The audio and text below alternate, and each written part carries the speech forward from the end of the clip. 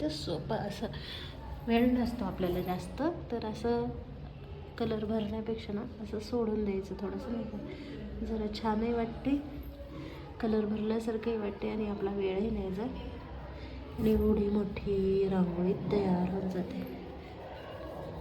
आता एक एक सोडून भरले मी, तर त्यामध्ये असं काहीतरी टाकलं आणि ही दुसरी रांगोळी आहे माझी, बघू शकता तुम्ही. हे बघा, हे असं. आता बरेच जर मधील हे अशा लाईनिंग कशा काढल्या तर ते तुम्हाला दाखवून देते कसं काढायचं. चला, तर रेड टाकलं, आता येल्लो. हे बघा, हळदी कुंकू असं काइंड ऑफ थीम आहे समजा ही. ओके,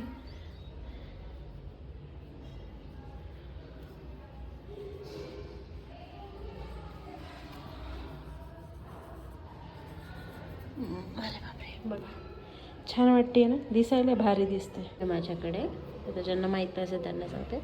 तर हे असं घ्यायचं, असं उभं पकडायचं. ओके, आता मधून ह्याला असं होत राहते नाही का, थांब ब्रेक घेतल्यासारखं. तर त्याला असं पकडायचं. परत जरा ड्रेस सांभाळायचा आपला आणि हे असं असं करायचं. असं केलं का आणखी परत रिस्टार्ट. येस, बघा किती पटकन आणि किती छान रांगोळी काढून झाली. आता माझ्या एका हातात फोन असल्यामुळे मला तिथं एंड नाही करता जमलं, बरोबर. आता ह्या दोन्हीच्या मध्ये जी जागा दिसते तिथे मस्त एखादी डिझाईन करून टाकायची. आता बघा,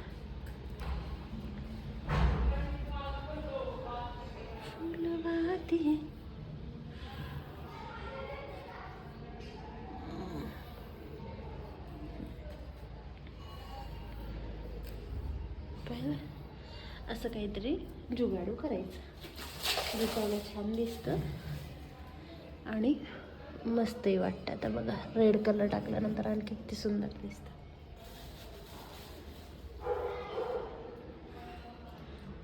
असे टूल्स म्हणून घेऊन ठेवायचे, सोपं जातं.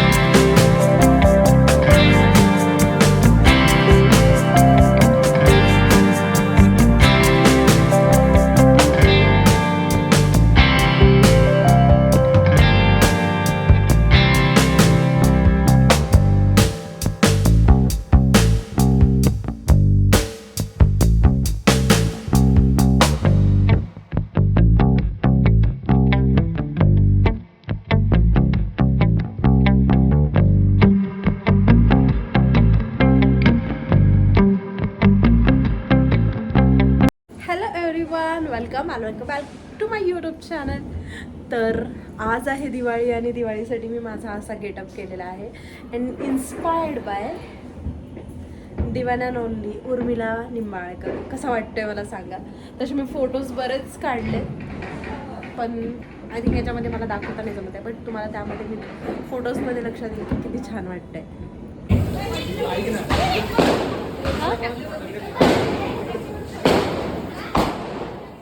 हा चला, हो चला.